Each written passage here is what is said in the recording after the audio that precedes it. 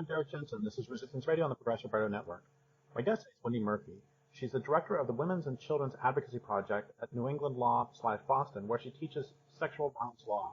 In addition, she's an impact litigator specializing in the constitutional and civil rights of abused women and children. So first, thank you again for your work in the world, and second, thank you for being on the program again. Oh, I'm very glad to be here. Thanks for having me. Thanks. So I want today to talk about the Judicial Language Project. Can you talk about that, but first embed it in the larger culture in which we live and embed it in the context of men's sexual violence against women? Yeah, sure. And it matters to put it in context because language is part of the picture, part of the big picture of why we have such high incidence rates and have for a very long time. So the short story is we have an enormous problem, epidemic level problem of sexual violence in this country. It is not always female victims and it is not always male offenders, but it is mostly female victims and male offenders. And that's been the case for decades, centuries, the beginning of time, frankly. But the problem unique to America is that our laws against sexual violence have been designed from the beginning from a baseline of male ownership over women's lives generally, and that kind of premise has colored our inability to deal with the problem effectively because we're always crawling out from this presumption, culturally and socially and legally, that there is a male entitlement to women's bodies. Male sexual access to women's bodies has always been and still is a male entitlement in this country, and it's a bipartisan male entitlement. That's one of the reasons our laws continue to be so ineffective. Neither major party, the Republicans or the Democrats, are good at dealing with the problem because they are led by, for the most part, entitled white men. So that's a little bit of background in the sense that we're stuck in this society where no one's actually in charge, no one's actually taking the lead with regard to meaningful reforms.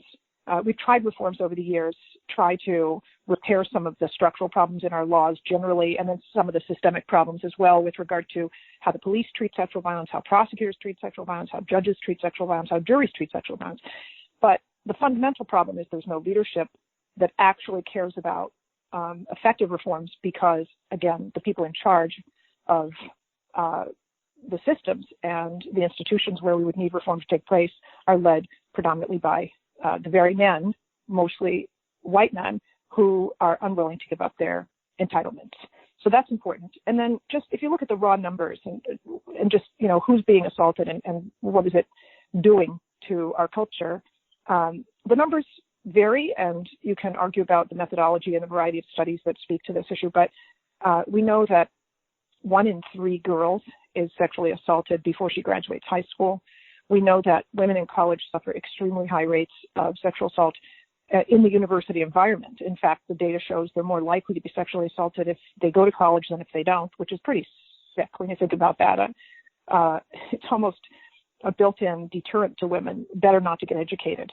And then over the lifetime, some studies show as many as 1 in 2, and I think it's probably a little higher, women endure some kind of sexual assault in their lifetime. And for many victims, they suffer many sexual assaults. So it's really hard to grasp the true numbers because so many victims suffer over and over again. And because they often don't report, and we have really horrifically bad tools for measuring. And our culture, I think, is designed to create artificially low numbers in the instruments we do use. So it's hard to get people to rise up about it because it's hard to really capture the nature of the problem. And let's face it, it's something that makes people very uncomfortable. And it makes them uncomfortable because we all like to think that the world is a safe place and that we're all civilized and that, this is a democracy and the laws are designed to prevent sexual violence. But if you really unpack it and deconstruct our laws, it's very obvious that our laws are actually designed to permit rather than prevent sexual violence. So it's no surprise that we have such high rates today, and they really haven't changed in decades, even despite all the money we're spending and all the work that some of these organizations are doing and have been doing for decades. The numbers haven't changed. In 1993, a national study was done. Joe Biden, I think, was responsible for submitting it to Congress. It was subtitled Detours on the Road to Justice. And that study found that only 2% of rapists spend even one day behind bars. A study like that was then done in 2012, essentially to see whether we've gotten better. And the number of rapists who spend even one day behind bars went up to a whopping 2.5%. So in 30 years or so, we went up by 0.5%. And one of the problems is that a lot of the organizations that purport to be doing anti-violence work, some of the national groups that get the most funding, they're not actually permitted, because of their funding sources, they're not actually permitted to do meaningful reform work. And some of them, frankly, are just shills for the Democratic Party. I hate to be so blunt about it, but it needs to be said that they are much more likely to do partisan work than they are to do effective reform work. And that's hard for the public to see. So, you get the sense that we have a lot of advocacy groups out there doing meaningful work because you read about them and they're in the news a lot. But if you really look at what they're doing, they tend to perpetuate the status quo. They tend to be responsible for keeping victims happy, as opposed to shining a light on and taking aggressive activist steps, marching in the streets and so forth, to fight for better laws, better police policies, better prosecution efforts. For example, most prosecutors decline about, depending on the prosecutor, 50 to 70% of the sexual assault cases that are brought to their attention. If you've got a prosecutor that's declining 1 in 2 or more, at least 50% of the cases that are reported, obviously you're not going to have an effective justice system. And the message gets out very quickly to offenders that this is something you can get away with. And the people that are sending you that message are the law enforcement officials that are supposed to be protecting us from this kind of harm. Then I'd say you've basically got a system that is designed to keep victims silent, because they know that if they report, nothing's going to happen. And really, that's where we're stuck. And part of the solution and part of the problem really is how we talk about this problem. One of the things that's interesting about the Judicial Language Project that I created at my law school at New England Law Boston, I think 15 years ago now. I think it was 2005. One of the interesting things about it is that it was the first, and it isn't the only one now, but it was the first one in the nation, first project in the nation to bring attention to the language we use when talking about all forms of violence against women, but sexual violence in particular. Because the reason I came up with the idea for the Judicial Language Project is that as an academic and as a teacher and as a practitioner, I was reading court cases all the time that just made me a little uncomfortable in my gut. And I couldn't quite put my finger on it. Feminists say this over the years. You hear this sort of thing over and over again, that feminists or all sorts of people who are suffering, but they don't have language to describe why they feel the way they do with regard to discomfort. That's how I felt. I felt uncomfortable with what I was reading, but I couldn't put my finger on it because I didn't have the language, because my culture didn't give me the language to be able to identify the nature of the problem I was seeing. And what I was seeing was language in court decisions about violence against women, predominantly sexual violence, that were descriptive in ways that didn't seem to reflect the severity of the victim's experience. And there were other problems as well. And I can tell you the one that really got me motivated to try to create a formal project was reading over and over again about the oral rape of a victim. In other words, a penetration of a victim's mouth in a sex-specific way. That was always described, and it was often done this way when the child was a victim, that the victim performed oral sex on the defendant. And that used to just curdle my stomach. I mean, it was so uncomfortable for me to read that language, but I couldn't understand why it made me uncomfortable, because I'm not trained as a linguist. I'm not trained as a sociologist. I just knew it didn't seem right. So I forced myself to read as much research as I could, sociolinguistic research, to try to get a handle on why that terminology felt uncomfortable to me. And I was lucky that I was able to uncover a lot. There's a lot out there. It was originally, the research I ended up finding was mostly done in Canada. Some was done here, but it was originated in Canada. And there were these academics there who spent a lot of time and energy identifying problematic language in courts with regard to sexual assault cases. And then they literally pieced it together with the research that linguists and sociologists had identified as measurably causing harm in society, and yet they made it available to people like me and lay people in an understandable way, so that I could become part of that circle of understanding. And I started with that research and developed at my law school the Judicial Language Project, which entails using that research to critique court decisions and news stories. We actually also do this for newspapers and other and television and other news stories about sexual violence. We use that research to critique the language that's used to describe sexual violence, and then we do an analysis of the language and provide the research so that when we send our critique along, whether it's to an editor at a newspaper or to the Chief Justice of a Supreme Court in a particular jurisdiction, we are able to say, this language is inappropriate and it's harmful, and here's the science that proves that it's harmful. And then we don't just, slap them on the hand. We also provide alternative language choices so that they can do it better the next time. And so we started doing this. We were the first in the country to do it 15 years ago. And what was interesting about it was that I was bringing my law students in to become part of this project, and many of them, like me, as I felt when I started this work, they said, I don't know anything about linguistics, and I don't know anything about sociology. Some of them had been trained in sociology, but this was really a unique project in the sense that I was crossing these disciplines and forcing them to understand each other. So sociologists and linguists, in a sense, were learning from and helping to train law students, and in turn, law students were working with and helping the sociologists and linguists to understand law, and we were, in a sense, collapsing the wall between them, and really getting this multidisciplinary team of law students to think differently. Instead of just being trained to become a lawyer and trained to understand the law and trained to apply the law and trained to accept language passively, which is true for all of us. We all read and accept our language passively when we're reading news stories or whatever. We don't think critically about the language choice that the editor uses or that the reporter uses. We just accept it. And of course, that then becomes incorporated into our own mental software. But this is a project that teaches law students to think differently about the language they're reading, and to, in a sense, play a bit of an activist role as lawyers. So, don't just perpetuate the problem. Be critical consumers of the case decisions that you're reading and the language that judges are using and the language that lawyers are using, and say something about it. Speak up about it.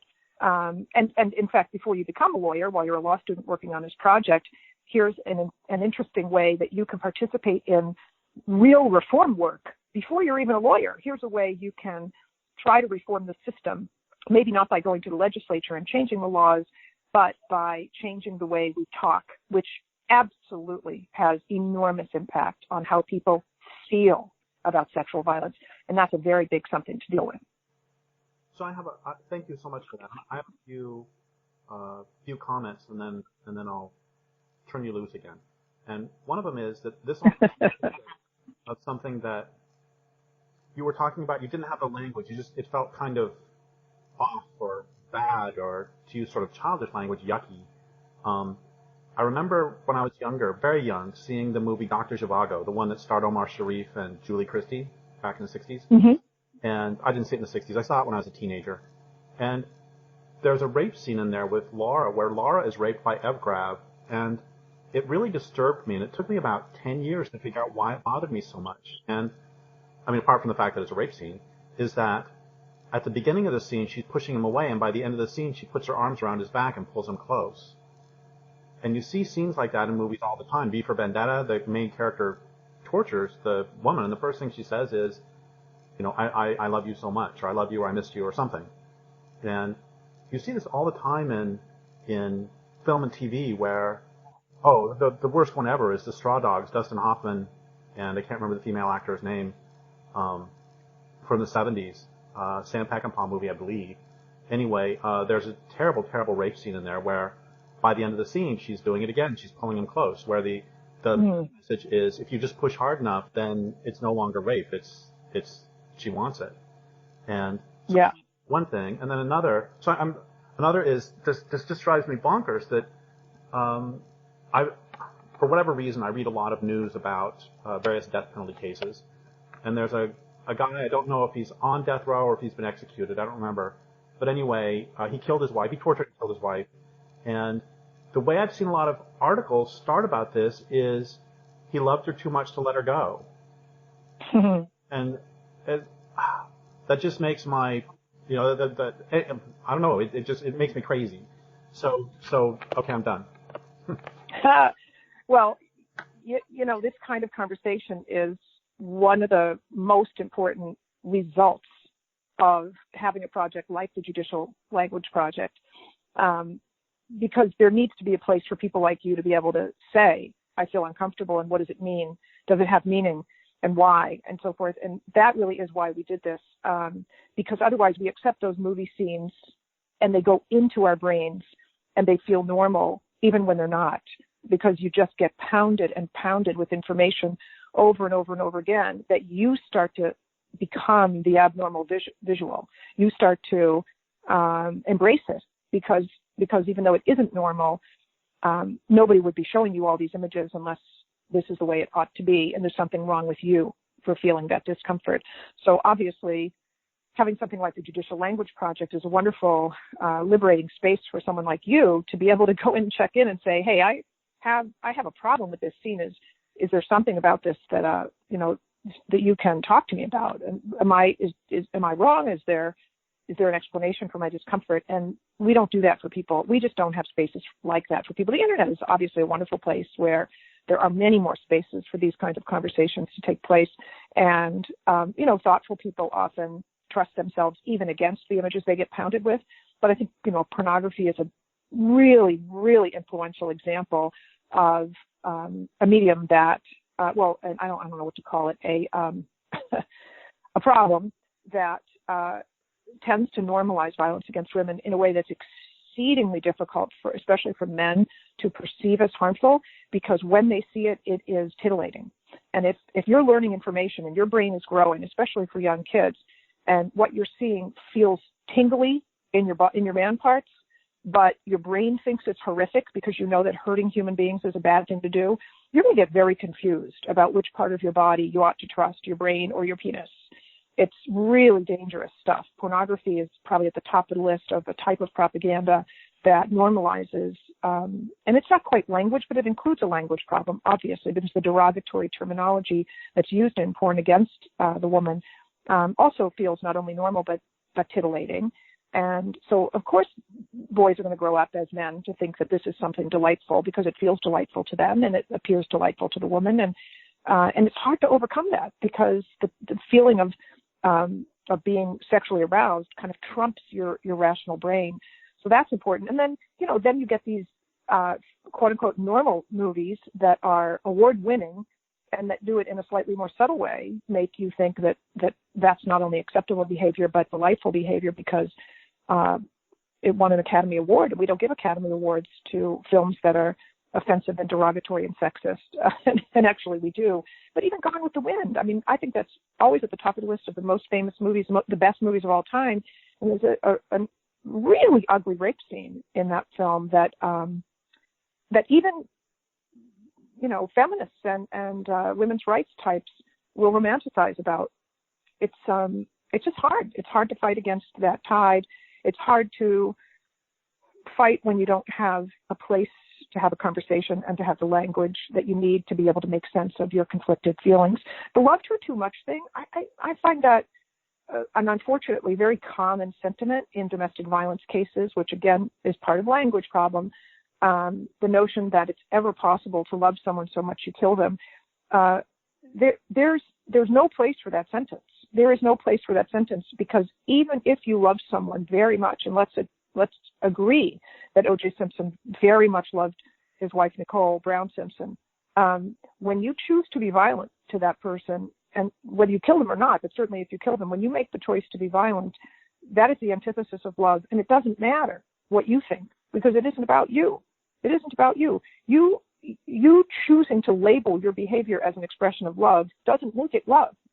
Does not make it love. You're not in charge of the objective meaning of the word love. You're just not in charge of it. So it doesn't matter. Even if in some twisted version of your subjective reality, you think you killed her because you loved her too much, even if that's how you feel, you are irrelevant because you're not in charge of the meaning of the word loved. And we have to be really careful to correct people and be unabashed. No, be proud to correct people. We don't do it.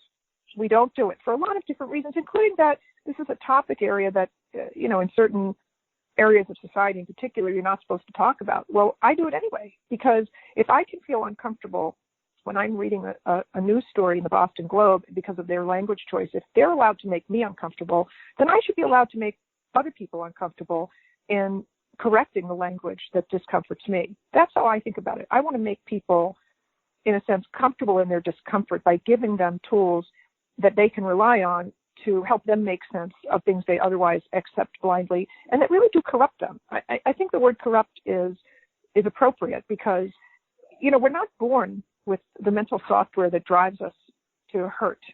We may be born with the mental software that drives us to survive, but we're not born with a desire to hurt. I don't believe that. We have to be manipulated to feel that that's an acceptable behavior. And I think we can do a better job, especially with regard to language, being critical consumers of the information we take in. Yes, we should look at it. Some parents will say, well, I don't let my children watch X, Y, and Z. I have 5 children, and when they were young, I didn't forbid them to have Barbie dolls or watch those kinds of television shows. I gave them Barbie dolls, and then we talked about the body parts. And, we watched shows that I thought were offensive, and then we talked about why they were offensive. I wanted my kids to have the critical thinking skills that if I didn't let them see those things, they wouldn't have had. And not surprisingly, my daughters cut off the hair of their Barbie dolls and, broke their necks and did stuff that, wasn't exactly, they just thought it was funny. Like you could pull the head off and put a different head on the other body. And they just didn't see the Barbie dolls the way a lot of kids did. And I thought that was wonderful. They didn't want to dress them. In a sense, they wanted to rebuild them and reconstruct them. And I liked that. I liked that very much. Earlier, we talked about the, he loved her too much trope. And there's a great line about R.D. Laing, the psychiatrist, who, by the way, was also a batterer, but leaving that aside. He had this great line about, he called it violence masquerading as love. And yep. I love that. Yeah, I do too. There's a lot of masquerading in world when it comes to hiding violence against women. I give a talk about just invisibility, the problem of invisibility, and how to create visibility. Because historically, if you look at violence against women, the ways in which the suffering women endure is rendered invisible. That comes from a variety of sources, and it isn't just language, but language plays an important role. And creating visibility isn't that difficult. But the first step is seeing the problem, identifying the problem, understanding the problem, and then you're hypersensitive for the rest of your life. And a lot of people yell at me for that. Oh, I used to see things this way, and now I just can't get this image out of my mind because of you, Wendy. And I say, yeah, but doesn't it feel better? And I think for some people they'd rather not know. They like their comfort level the way it is, and it does ask a lot of people to dig in and that core feeling we have in our gut about how the world works, that people are nice, that things are civilized.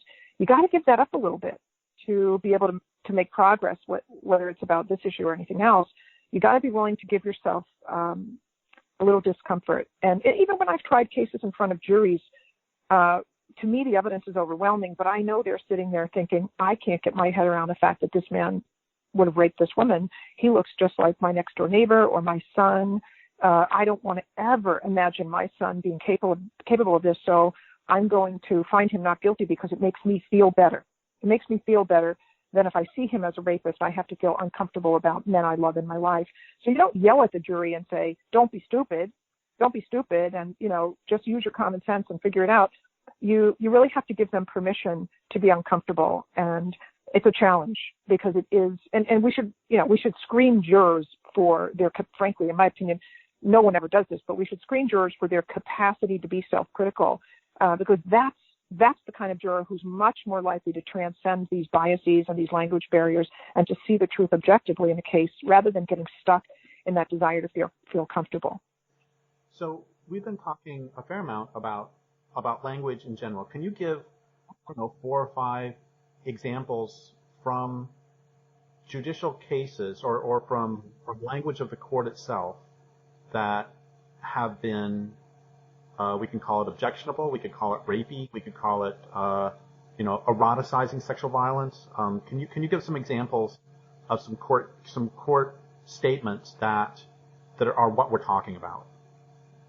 Yeah, there's so many good ones. You gave the one with and rapey, oral sex. Yeah. Can you give some more? Yes. And let me also just tick off that I've created my own list of what I call types of problems. You said rapey. I call them just problematic terms and phrases, and then there are categories. Competing definitions is one. Needless eroticism is another. Harm-free words is another. Vague terms is another. Gratuitous information, active-passive voice, and then blaming or judgmental language. Those are the categories. So let me give you a couple of examples. Under competing definitions, one of my pet peeves is the phrase statutory rape. Statutory rape has meaning under the law in a lot of different jurisdictions. But basically what statutory rape means, and I urge people never to use it, that's why it's one of my pet peeves, basically it means you raped a child, because statutory means there's a statute that says anyone under this age is a child, and they cannot consent as a matter of law, period. But when you call it statutory rape, it almost sounds like technical rape as opposed to rape of a child. In 50 different states in this country, we have 30 different phrases to describe the rape of a child. And what that does to us as a culture is, and they never just call it rape of a child, but what that does to us as a culture is, number one, it makes it very hard for us to have a conversation about the same topic because we're always using different terminology. We want to have consistency. We should just be calling it rape of a child across the board. Among other things that would help us measure the incidence rates a lot better, we cannot get an effective measure of how many children are raped in this country because we don't even call it the same thing state to state. So that's an example of a competing definition. Another is the word sodomy. I mean, sodomy has so many weird definitions. In some of the run-of-the-mill dictionaries, it's described as any form of sexual intercourse held to be unnatural or abnormal, especially intercourse or anal intercourse or bestiality. That's one definition. Another is copulation with a member of the same sex or opposite sex or with an animal. And then under the law, it's cunnilingus, fellatio, analingus, or anal intercourse against a person's will and by force, which is interesting. And then the problem is, of course, for gay people, sodomy is delightful. So, we really ought not to be using the word sodomy. It is not a word that should be criminalized. It doesn't make me think about violence. It's confusing to people. It has an erotic tint to it, and it makes it harder for people to feel bad for the person who suffers an anal rape. It should just be called rape, period. The same is true for incest. Incest is just the rape of your own child, basically. Well, it's rape within a certain degree of consanguinity within a family, but it basically means you rape someone in your family. So why are we giving it a separate label? Incest makes it sound different. It's not different. If anything, it's an aggravated form of rape because of the betrayal of trust involved. We ought not to be using the word incest to make it sound different from rape. Certain types of erotic words similarly distance us from the harm and the pain and the suffering victims experience. Words like intercourse, sex, oral sex, climax, fellatio, panties, fondle. These words do not evoke in me a sense of suffering. They, if anything, are erotic and create a bit of titillation. They're not appropriate when you're trying to write about violence. You ought to be using words of violence. Those words are always inappropriate, and they are ever present in news stories and in court decisions. Vague terms, some of the most common are words like molest, sexual contact, lewd behavior, abuse, grope, assault. Assault is probably the one I like to focus on the most because you read it a lot in the newspapers and you hear it a lot in television news because it's kind of a universal term to describe the nature of being touched in a sexual way. But if you really think about it, sexual assault doesn't mean anything. It doesn't mean anything to you directly because it could mean somebody touched your rear end, or it could mean you were brutally, anally raped at knife point. And so use of the phrase sexual assault, because it's not clear, because it doesn't have universal meaning and it doesn't mean anything in particular. You know it was sexual, you know there was a touching, but because the range is so varied, If you read a story about somebody being sexually assaulted and you hear that the guy got probation, you don't know if you're upset or not, because that might be an appropriate punishment for someone who put his hand on the rear end of a person, but it certainly wouldn't be appropriate if there was a very violent anal rape at knife point. So the phrase sexual assault to me is unfair to victims, and it's unfair to the public that has a right to the truth. Gratuitous information is a kind of an interesting category that I picked up on during the Kobe Bryant trial many years ago, the Kobe Bryant case that never went to trial, I should say, because the news stories repeatedly said that the victim was wearing yellow knit underwear. And I kept writing letters to the editor saying, would you please explain to me why we need to know the color and the style of fabric of her underwear? Would you please explain that to me? It's not necessary. It's not relevant. It's gratuitous. And it was always there over and over and over again. And they never had an answer. They'd say, well, it's the truth, so we want to report the truth. And I'd say, that's crap. You choose what goes in your story on the basis of whether it's relevant or not. You wouldn't put in, you wouldn't put in the color of the car her mother was driving the day before because it's not relevant. And her yellow knit underwear does not add anything to the story in terms of what helps us understand the truth. Other bits of gratuitous information that are routinely put in news stories and in court decisions and that we accept because we're so used to it include things like a victim's prior sexual activity. We'll often read that a victim was a prostituted woman, for example. That's not relevant. I'm sorry, but that makes her vulnerable. Maybe we should talk about how she was targeted because she was a prostituted woman. But past sexual activity tells us nothing about what happened at that moment in question in the case. A woman's, mental health background or alcohol or drug history, unless the woman was using drugs or alcohol at the time in question, that oughtn't be in the story. It oughtn't be brought up in court because it doesn't tell you the truth about what happened at that moment in time. But they're common, very common bits of information that are often put in stories. When the crime is sexual assault, you will almost never see those types of information in stories about victims of robbery, larceny, carjacking. You just don't see it. And it's not justifiable. There's no rational reason for the maltreatment of women in sex crimes cases. It's done in order to send a message. If you dare report rape, this is all going to be said about you. So get the message. Don't report. And that's why we have such extremely low, that's one of the reasons why we have such extremely low reporting rates. Another one, and this is an easy one for people to remember, and it's pretty invisible unless you think about it. People don't really process this as a problem.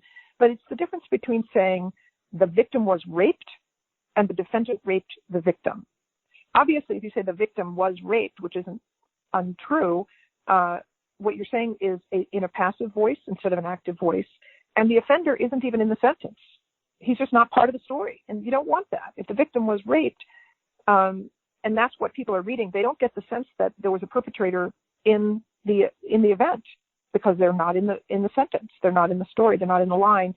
Far more important to have an active voice where the subject is the focus and the thing that the subject did is clear. Defendant raped victim. That's rarely used in our storytelling and should be used.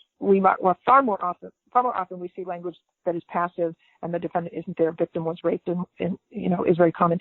But words like victim had sex with, victim participated in or engaged in the act. Once you do that, once you have the victim participating, you're really giving society permission to blame her as partly responsible for her own rape. If she's engaging in or had sex with or participated, that, and even the word performed, as in performed oral sex, that is a way of almost building in reasonable doubt for the jury, because once you give the victim any degree of responsibility through that language of participation, you have given the jury permission to reduce the offender's responsibility by 100% down to 90%. Why? Because the victim participated, and that's the 10% discount, and boom, they find reasonable doubt. Really important not to use that kind of language. Which, by the way, let's say that we're on a street and you are going to rob me, and you pull out a gun and you say, "Give me your wallet." I am actively participating by giving you my wallet, but they never put that. I'm making the same point about robbery, and nobody would ever say. That's 100% correct, and that's a really important observation. It's not just about what we're saying and why it's harmful. It's about the fact that we don't say it in other types of stories. You're absolutely right. We would never call a victim of robbery a participant. We'd never say they engaged in, ever. And that's correct. That's actually legally the correct way to write about it, because in the criminal justice system, there's only guilty or not guilty. There's no such thing as partially guilty. You can't be a little bit guilty and the victim's a little bit guilty. That you can do in a civil lawsuit. In a civil lawsuit, in many jurisdictions, you can apportion responsibility. Well, the harm doer is 60% responsible, the victim is 20% responsible. You can do that in a civil lawsuit for money damages.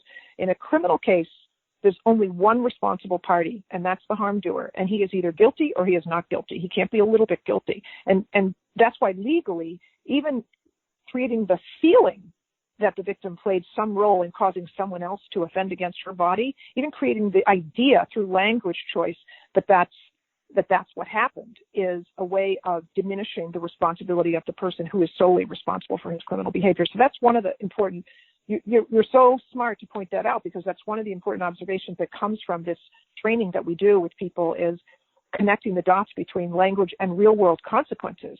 We don't just feel differently when we're reading the story. It translates in the courts into unjust acquittals, unjust verdicts against offenders based not on the evidence, but on our feeling about the victim having some responsibility for somebody else's criminal conduct, which is legally impossible in criminal law. It's just impossible. And so language plays a really powerful role in creating unjust acquittals in all cases involving violence against women. So thank you for pointing that out.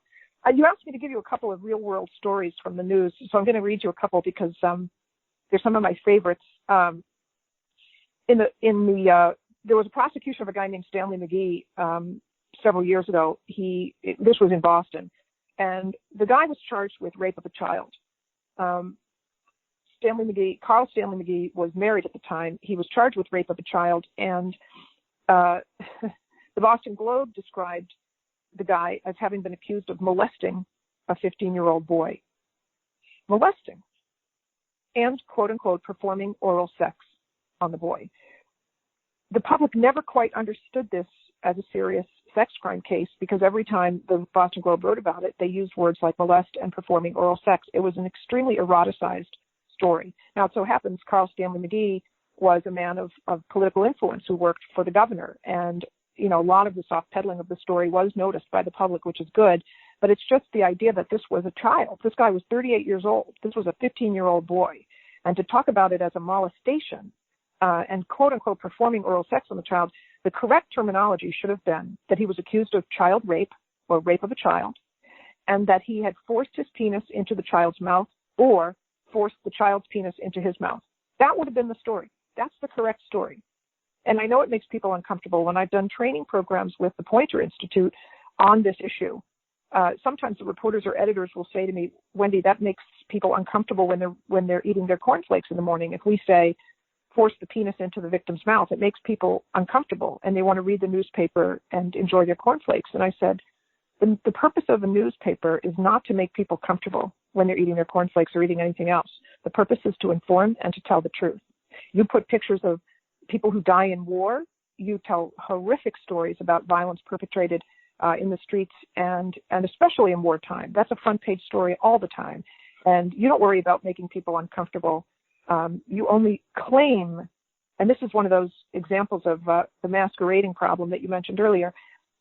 Newspaper editors really do want to soft pedal stories about sexual violence, but they masquerade their agenda with concern for their customers being comfortable when they're eating cornflakes. That's a bunch of nonsense.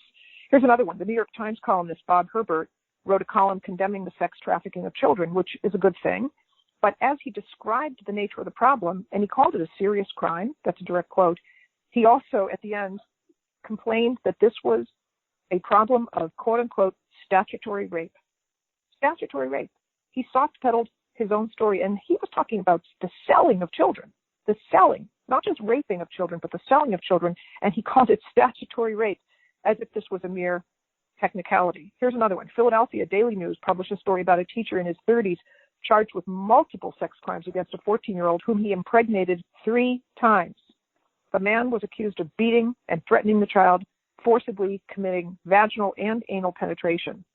The reporter who wrote the story described the crimes against that child as, you guessed it, statutory rape. Statutory rape. I could go on and on. Here's another example. I'll ask you a question because this is a fun example of the problem, and it kind of exemplifies the collection of issues. But this is from the Idaho State Journal in 2012. Christopher Cox has pleaded. This is a direct quote from the story. Christopher Cox has pleaded not guilty to charges of sexual abuse of a child under the age of 16. He is facing 3 felony counts for incidents involving a former junior high school student that allegedly occurred between January and August of last year. Bingham County Sheriff's officials told the Idaho State Journal earlier this year the victim was 14 years old at the time of the incidents. So I will ask you, what did Christopher Cox do? Probably this student, okay, I'm being cynical here. This is ironic. The student, she was kind of hot, and so they got together, they hung out, they went to the park, things got out of hand, and they had sex. So of course I'm going to slap your hand for saying had sex, because when it's a child, it's always rape. And my point in asking you what did Christopher Cox do is to emphasize that you would read this entire story and have absolutely no idea what he actually did. It just says he pleaded not guilty to charges of sexual abuse of a child. It doesn't say what he did. It doesn't say whether he put his hand on her rear end. It doesn't say whether there was anal rape at knife point. It just doesn't say. And the public has a right to know, because there's a big difference between a hand on the rear end and an anal rape at knife point. The public has a right to know, and that is nowhere in this story. So we don't have a strong sense of how to feel about Christopher Cox, and most of us do exactly what you did. We default to the most comfortable narrative we can. What narrative makes us feel okay, not great, but okay about what Christopher Cox did? And we romanticize. Well, she had a crush on him. He was an older teacher, but this was kind of one of those things, teacher's pet, and it got out of hand, and it was just sex. That's the problem. We always default when terms are either erotic or vague. We default, because it feels better, to the least painful image, the least painful narrative that we know, that's already in us, that allows us to feel comfortable. And that story is unfair to the public. It's also unfair to the victim, but it's really unfair to the public. Here's another really powerful example of the problem. Remember the Penn State Jerry Sandusky case from a few years ago? I did a Google search back then because I kept reading the newspapers that were describing Sandusky's rape of children in incredibly erotic and non-harmful ways. Nearly every news source, in fact, that I read said that he, quote unquote, engaged in sexual activity with boys, fondled, quote unquote, performed oral sex, sexual assault was there sometimes, intercourse was there, and molestation was there. That was basically the only language used. Once in a while you'd see rape, but that was not common. So in November 2011, while that case was going on, I did a Google search of the phrase Sandusky, victim, anal sex, and I got 172,000 hits. When I typed in Sandusky, victim, anal rape, I got only 38,000 hits. That tells you the magnitude of the problem. We're talking about systematic rape of boys, little boys, systematic, and only 38,000 hits compared to 172,000 that use the word sex. Rape just wasn't in the story. And this wasn't one case.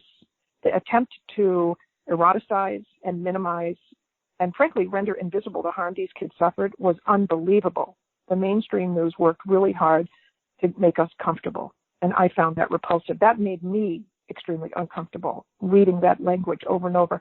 Here are a few examples of court cases that I'll just tick off a few because the courts are just as bad as the media. From a New York appellate court, forced her to perform oral sex on him. From an Indiana court, molesting and fondling the victim.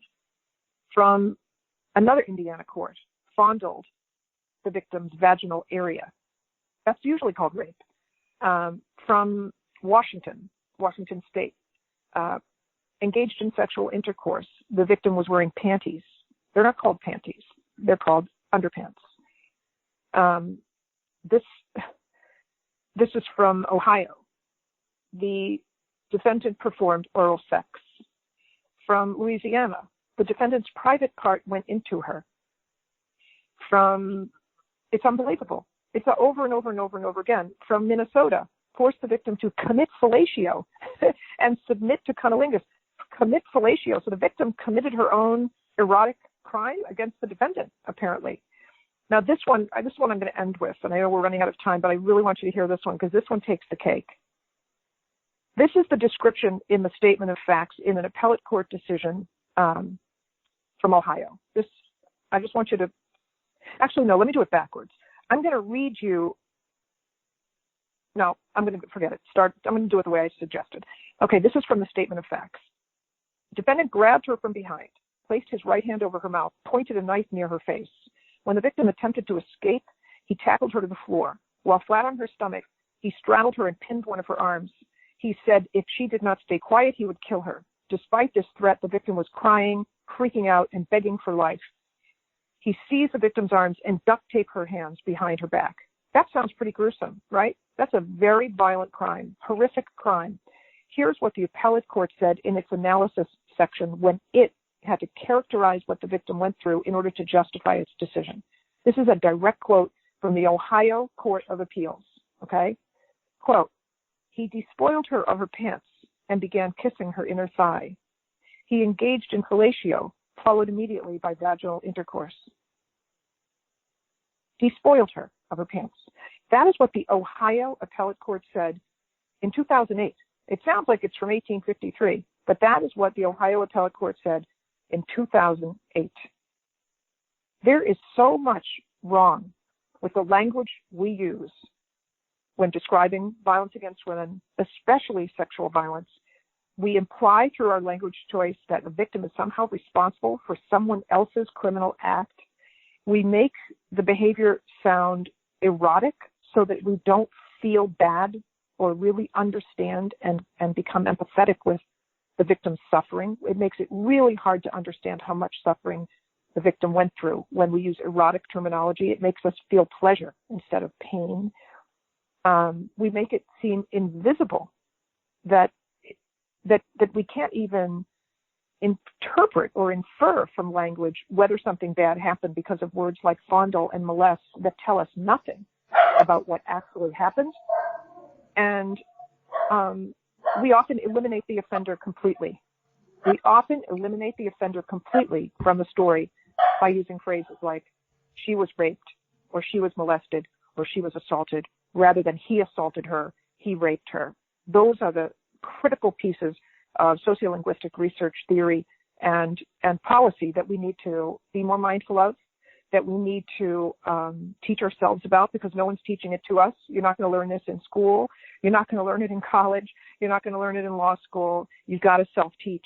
This is all about self-teaching and becoming critical consumers of information rather than passive puppets and frankly, passive consumers who become affected by language choice, whether we want to or not. We can't help it. It's the nature of language. It becomes part of our software, and then we use it against others in ways that are hurtful, but we don't plan to be hurtful. We're not trying to be hurtful. We just can't help it because it's in us. It's in our software. A couple of other things that are a little bit off the chart in terms of being about sociolinguistics include things like using the word accuser in a story. The accuser in a criminal case is the government, not a victim. When we use the word accuser to describe the victim, we're really being very unfair to her because it makes it sound like it's her case versus the defendant. It isn't. The government has made the decision to file charges, which means there's been some vetting. The government is now the opponent. So, the word accuser sounds like it's something the victim is doing to the defendant and threatening his liberty. That is not the case. It is the government that's doing it and threatening his liberty. The victim is a witness for the government. So we really have to not use the word accuser to describe a victim in a criminal case. And we really have to not use the word alleged next to the word victim because the alleger is the state. And the allegation is an allegation of criminal conduct. There is an alleged crime, alleged rape, alleged whatever it is. Alleged isn't even semantically or grammatically correct to attach to the word victim because, again, the thing that gets alleged is the crime. The victim doesn't get alleged. So it's not even correct grammatically to put the word alleged next to a victim. It's okay to say victim of alleged crime, but it is not okay to say alleged victim. And it really weakens her status in the eyes of the reader of the news story to say alleged victim. It just portrays her as inherently suspect because we've attached that word alleged to her, not to the case, but to her. And it's just, and you don't tend to see the word alleged or accuser used in the same way when the victim has been robbed or, any other kind of crime. You just don't see that pejorative use of those terms, accused and alleged. I also dislike phrases like marital rape and date rape. And, some reporters will say, well, Wendy, it gives context so the reader can understand the context. And I said, yeah, but, you don't call it mall rape when somebody gets raped behind a mall.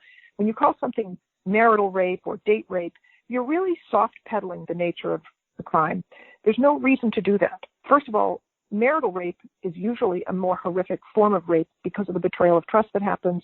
The fact that rape happens between people who know each other, which might make you use the label date rape, it doesn't make it a date that turned into a rape. It's just a rape, and it wasn't first a date that went south. And if you use that phrase date rape, you've given the consumer of that information permission to perceive it as something pleasant that might have gone south a little bit, but you don't give them permission to see it as an act of violence first and foremost, or exclusively.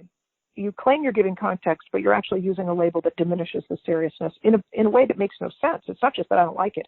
It just makes no sense because the suffering in quote unquote marital and date rapes is usually worse because of the betrayal involved in, the taking advantage of that intimacy that you have when you as the offender are in that circumstance.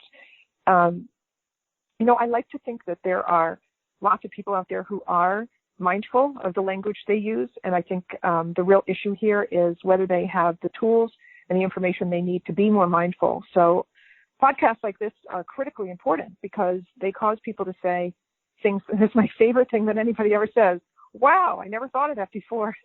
It's really it's just a gift to me to be able to be on your show because I do think that people learn so much from other sources than mainstream news, and they regret because they'll say, I didn't know.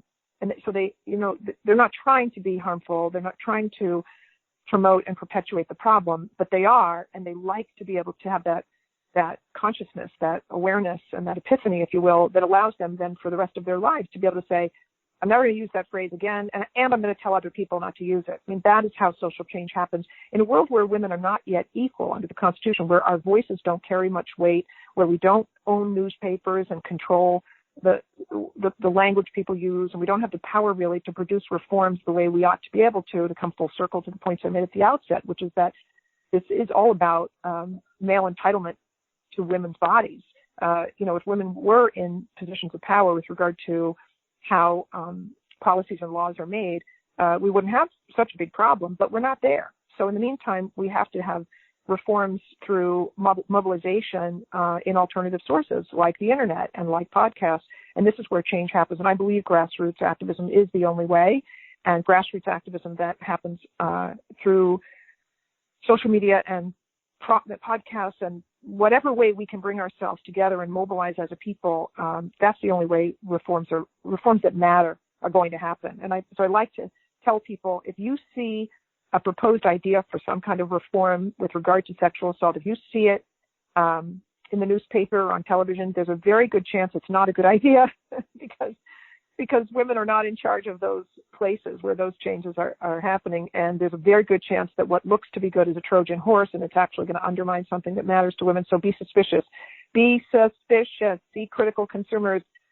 Question everything you read about whether a proposed reform in the context of violence against women is actually good for women. Ask questions. Dig deep. Use the internet. Use common sense. Don't accept what you read as true, et cetera, et cetera. And if you're that kind of consumer of information, whether it's from the courts, whether it's, substantive information or language choice, if you're a critical consumer, you're going to help. You're going to help a lot. You're going to help to bring about meaningful reforms. And in a very powerful way, you're going to help put a stop to violence against women. Well, thank you so much for that. And I would like to thank listeners for listening. My guest today has been Wendy Murphy. This is Derrick Jensen for Resistance Radio on the Progressive Radio Network.